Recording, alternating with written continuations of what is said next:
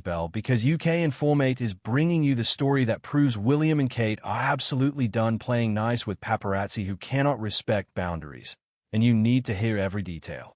So here's a question. When does a family holiday stop being private and become fair game for photographers with telephoto lenses? According to Prince William and Catherine, the answer is never, and they have just won a legal battle in France to prove it. Paris Match magazine published what Kensington Palace described as long-lens paparazzi photographs of William, Kate, and their 3 children during a private ski holiday in the Alps back in April. The palace called the article grossly intrusive, which is diplomatic speak for absolutely out of order. And now a French court has agreed, ruling that the magazine infringed the privacy and image rights of the entire Wales family. Paris Match has been ordered to pay legal costs and print a judicial notice acknowledging the breach. Translation: William and Kate just sent an unmistakable message. Photograph our children without permission, and we will take you to court and win. Let us talk about what actually happened here, because the details matter enormously. This was not a public engagement where photographers are expected and welcomed. This was not a charity event or state visit. This was a private family holiday in the Alps, mum, dad, and 3 kids having the kind of break that most families take without worrying about telephoto lenses capturing every moment. But because William and Kate are senior royals, paparazzi photographers apparently decided their privacy was negotiable. They used long-range lenses to photograph the family from a distance, capturing images that Paris Match then published alongside an article. The palace wasted absolutely no time responding. Summary proceedings were issued on April 28th, less than 2 weeks after the article appeared. That speed tells you everything about how seriously William and Kate take protecting their children's privacy. The legal argument here is fascinating because it balances 2 competing interests: the public's legitimate interest in the royal family versus the right of royal children to grow up without constant media intrusion. William and Kate are public figures. They perform official duties, attend state events, and represent the monarchy both domestically and internationally. In those contexts, media coverage is expected and appropriate. But their children, Prince George, Princess Charlotte, and Prince Louis, are minors who have not chosen public life. They are being raised in it, but they have not consented to constant photography and scrutiny. The French court essentially agreed that being born into the royal family does not eliminate a child's right to privacy, particularly during private family time.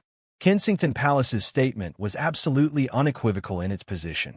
It said the ruling affirms that, notwithstanding their public duties as members of the royal family, their royal highnesses and their children are entitled to respect for their private lives and family time, without unlawful interference and intrusion.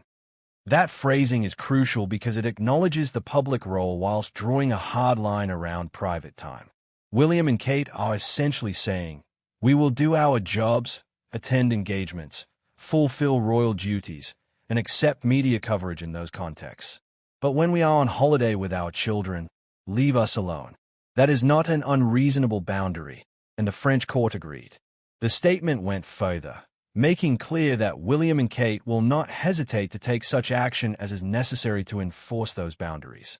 That is not a polite request. That is a warning.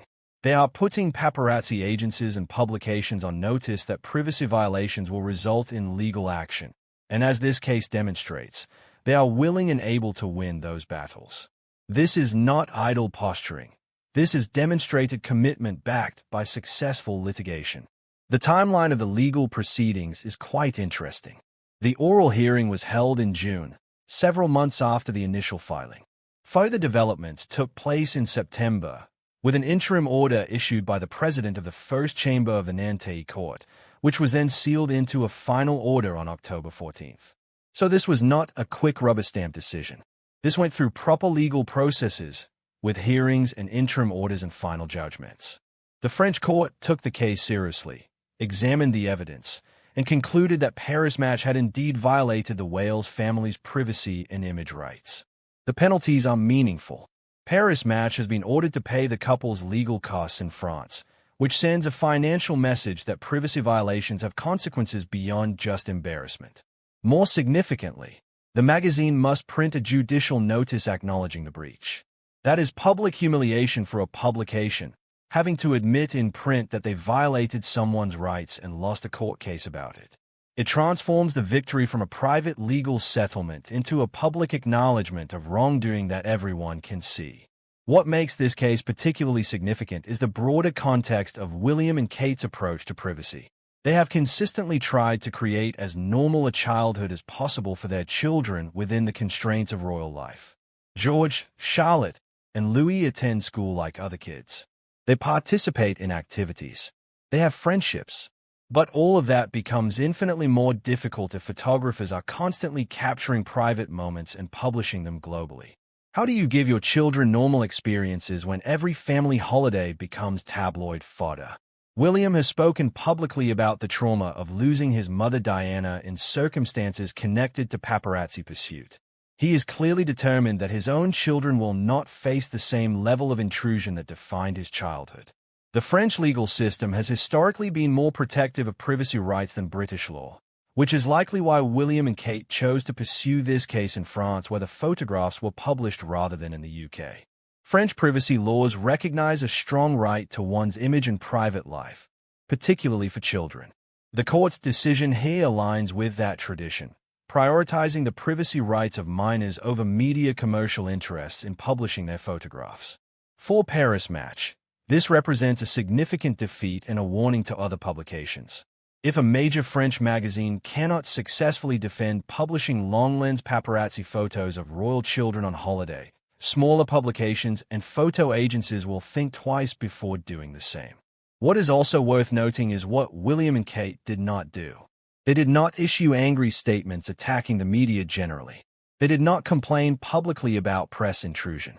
They took specific legal action against a specific publication for a specific violation. That targeted approach is far more effective than broad complaints about media behavior because it demonstrates clear boundaries and willingness to enforce them through courts rather than just public relations. Thanks ever so much for watching, everyone. We will catch you in the next one.